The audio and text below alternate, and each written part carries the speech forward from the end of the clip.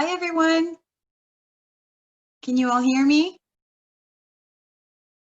We're good to go? Great, excellent. Good morning. So glad to see you all here. I am Blanca Garcia. I am one of the Prospectus Accelerator instructors for Walker's Legacy. Just to give you an overview about Walker's Legacy, if you don't know, we are named in honor of Madam C.J. Walker. And Walker's Legacy was created with the mission to cultivate an ecosystem of access designed to inspire, equip, and engage a global network of professional and entrepreneurial women of color.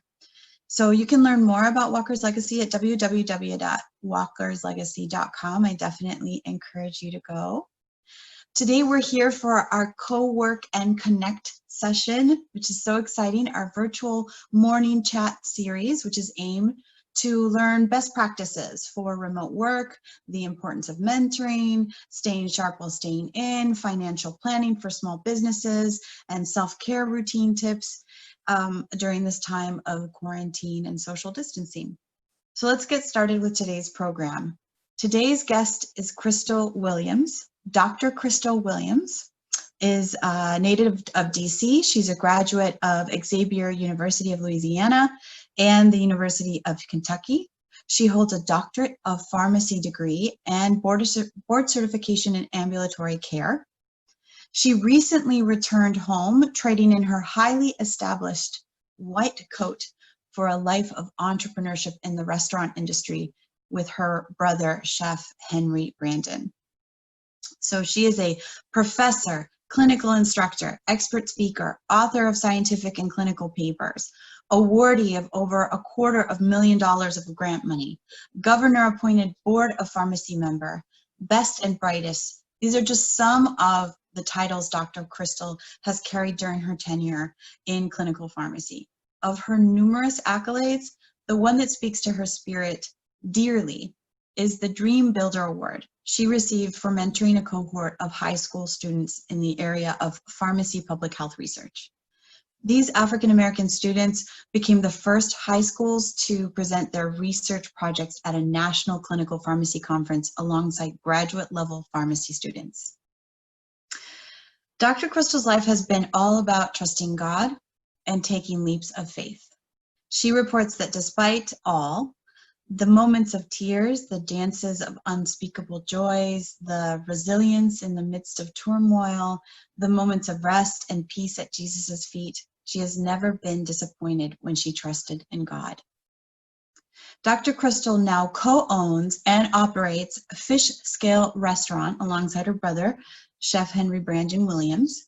FishScale emerged as a brick and mortar in September 2017 in the Shaw Howard area of DC, but the dream of FishScale was conceived by the chef in 2011. Dr. Kristal states she is currently walking in the most rewarding season of her life. So let's welcome Dr. Kristal Williams. Welcome, Kristal. Are you there?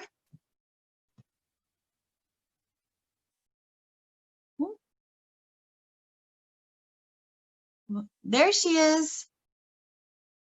Oh, you got it. Yay. Good morning. How are you? Good morning. Thank you for coming here. We're so excited to have you. Yes, thank you so much for this opportunity to be a part of the Walker legacy. This is amazing. Yes, absolutely. We're honored to have you. Super excited to talk to you about your journey. And I think I want to start with, the thing that we're all super curious about, and this is the thing that we talk about, which is, you coming into entrepreneurship. So tell me about your entrepreneurial story. Yeah, so mine is probably a little different from most because this was not necessarily something that I had planned or prepped myself for. It was stated, I was actually a clinical pharmacist before trading in my white coat to become an entrepreneur alongside with my brother. And as I had moments to reflect and meditate just on my life, something that I do quite often and highly recommend for entrepreneurs and women of color to do, I realized that there have been several aspects of my life since childhood that actually prepared me for this. So for me, I feel like I was answering my calling and following my love for family, my love for food, as well as just following faith and following peace. When I made the decision to transition, it was because I wanted to help my brother out in the business. I was just so highly proud of my brother.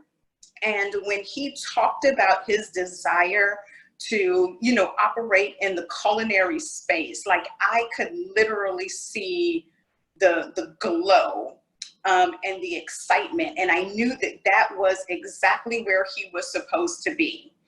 And I found that I tend to have a purpose of helping people to achieve their goals.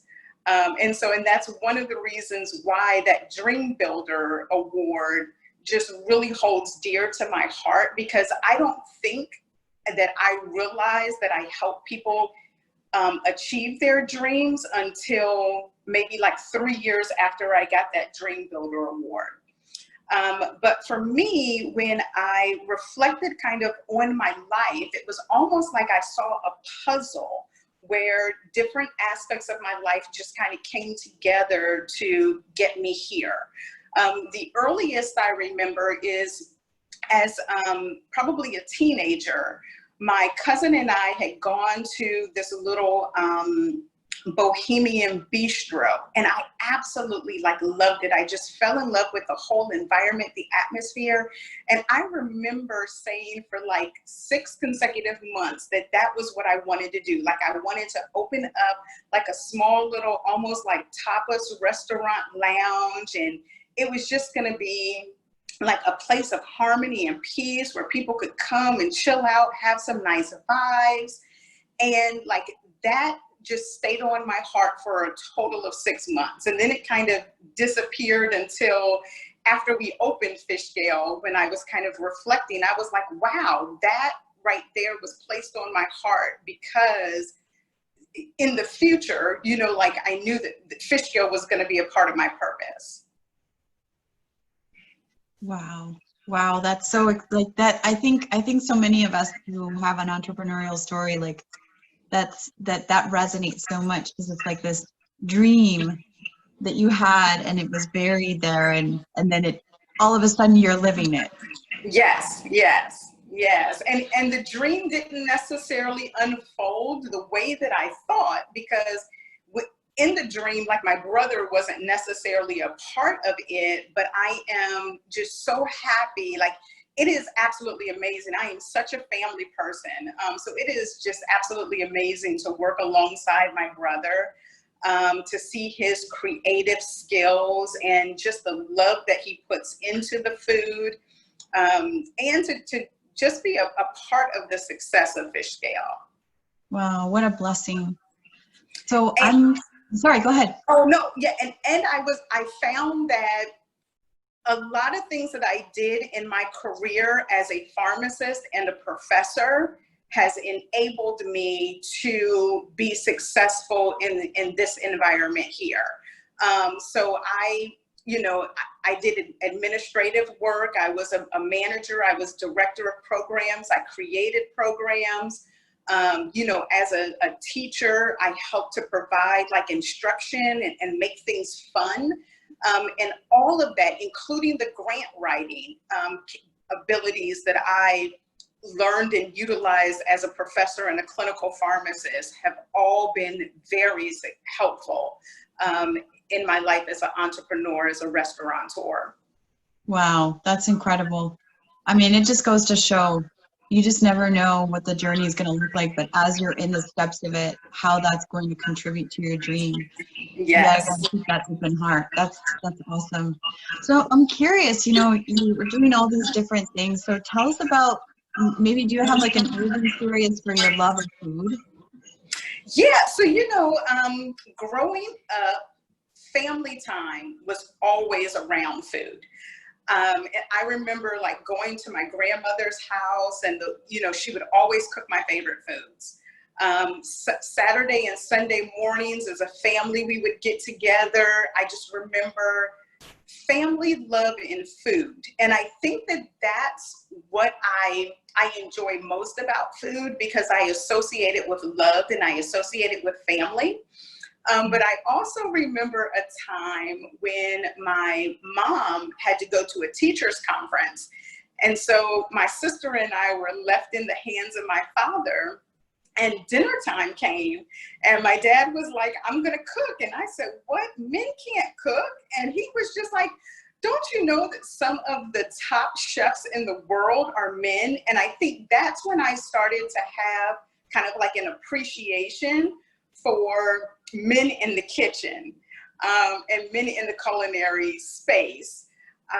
And then I also remember just because I went away to college at Xavier University in Louisiana, and coming home, my mom and my sister would always make my favorite foods. And when my brother started in the culinary space, he literally would like wake up in the mornings and say, oh my gosh, I have this wonderful idea of a food that I want you to try. And so just being able to like get some quality, tasty food, which is absolutely amazing. So those are like my stories of love for food. I love that so much. I'm interested in knowing, oh, there's a little bit of feedback. Is it bad? Well, what I wanted to know is about what have you done to pivot during this time, or what has been your shift? And I think that's the burning question. Yeah, so we actually, because of COVID-19, we had to shift from a 12-seat restaurant, which a lot of people would utilize for like lunch meetings or me time or girlfriend outings or hanging out with the fellows. And it was also a wonderful date night spot. So we kind of had to shift from that to more of a carry out, takeout delivery scene. And we also found some other ways to be creative to help to sustain us during this time. Because unfortunately, like most other restaurants, we have had a decrease in sales, a decrease in revenue. But we're just so blessed that we have been able to, survive through it. We haven't had to, close our doors. And we really have not had to lay off any employees. And in fact, we've had a growth in business, particularly because of like a wonderful marketing and people kind of like discovering FishScale for the first time and sharing the word, spreading the word, but then also being able to take advantage of some of the free marketing. So for instance, WHUR did, advertised a couple of businesses for free. And so we were able to take advantage of that. But one of the things that FishScale did, because again, we just like have a love for food, and we understand that a lot of people actually socialize and have their family time over food. And a lot of elderly individuals feel like isolated perhaps from their family. So one of the things that we did is that we selected several elderly individuals, about 25 to 35. And once a week, we would deliver FishScale to them. And so that was one of the creative ways that we, just kind of help to keep ourselves healthy, because it's really nothing more depressing than to be living in your dream, wanting to cook for people, but you don't have people coming through the door. So we kind of thought of ways to help with our financial health as well as our mental health. And so that was one of the things that we did with helping to feed the elderly. And we also do some like small catering. One of the catering activities we did was with a local a high school. It was a charter school. And the instructor contacted me after the schools had closed down and said, I want to find a way to still provide the food to my students because they were doing online teaching. And so what we ended up doing, and luckily his classroom size was about 14 students, but we were able to divide the group, and I would deliver the food to half of his class, and then the professor delivered the food to the other half of the class.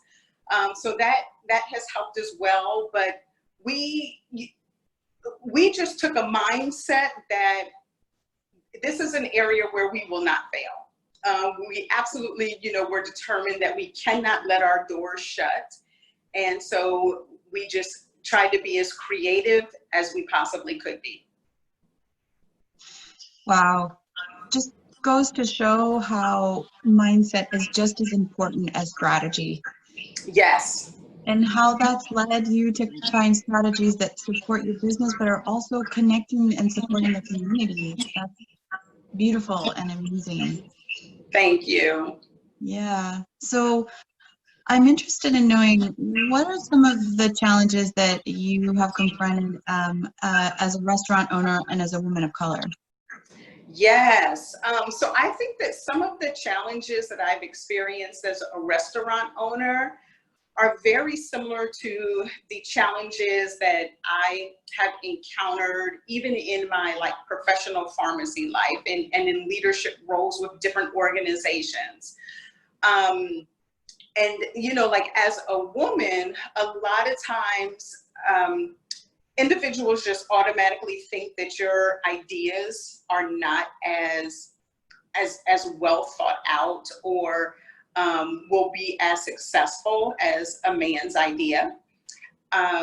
We've also, challenges with having males working under me, or I guess, being a supervisor to men. Some men kind of feel like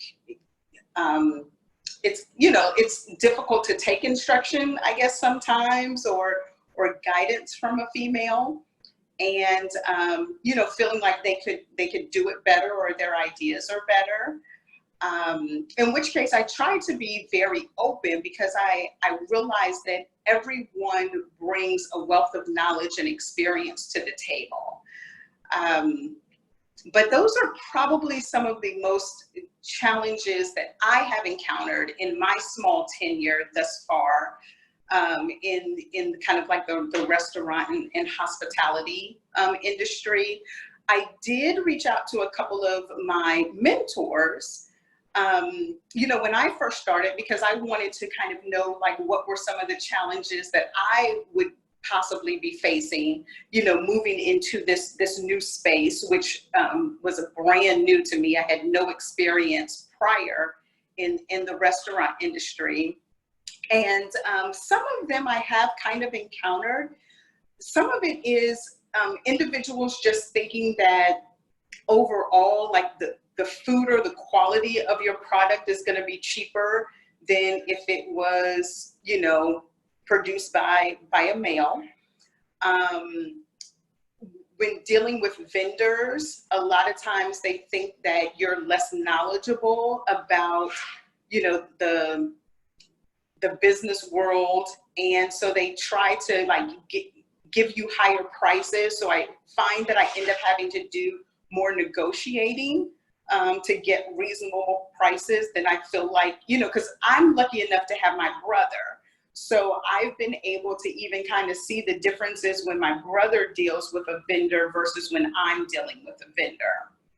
And I think that those have pretty much been some of the major challenges. I know that women oftentimes have difficulties with getting grants and loans. Again, it's just because of this underlying mentality that the quality of whatever we manufacture or we put out, or the quality of our service or our work, is going to be subpar.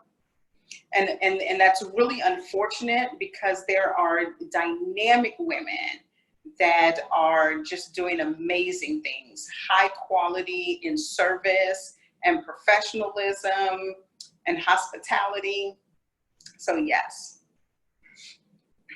Wow, thank you for that, and just opening that up.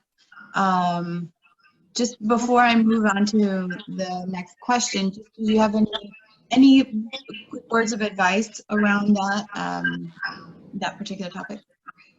Yeah, I think that the biggest thing would be to negotiate.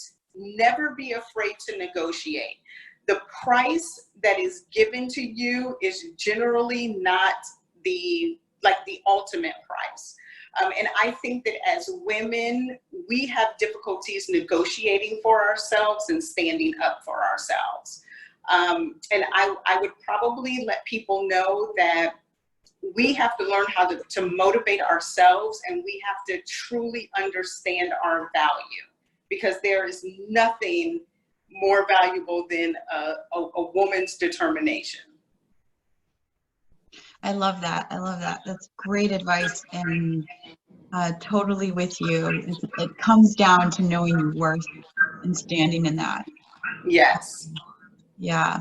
So I'd like to get your perspective on the future of the restaurant industry. I mean, the pandemic has deeply impacted it. So I'm wondering what you see coming up. Yeah, the restaurant industry is probably one of the most challenging industries to work in. And the workers of the restaurant industry are probably some of the most resilient and most creative people. So while the pandemic is here, and we definitely know that there is going to be a change in how we live, at least over the next couple of years, I am really confident that my colleagues in the restaurant industry are going to continue to soar and become creative, more creative than what we have already been. We may not be able to open up our doors for individuals to come and sit in with the restaurant, but there's outdoor seating, there's carry out. I still think there's a lot of things that we could do in the space so that the restaurant industry continues to thrive and strive like it did prior to the pandemic starting. And you see your customer base adapting to that, adapting to a different way to access to? We do. So even right now, I know that DC has kind of opened up. We don't have outdoor seating, unfortunately. And we still have not allowed people to really dine into the restaurant. So we're still doing, for the most part, pick up, carry out. We direct people to like nearby parks.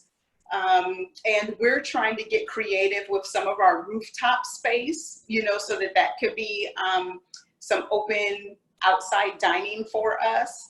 But right now, I think that individuals, unfortunately, they're kind of tired of being cooped up at home. So they do want to get out and do more. They want to explore more, which I think is really good.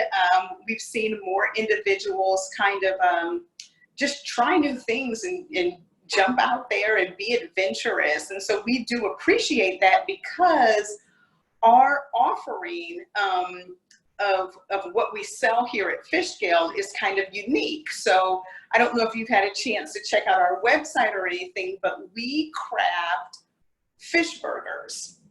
So just like there's a hamburger or a turkey burger, we literally have a burger. It's just made out of fish.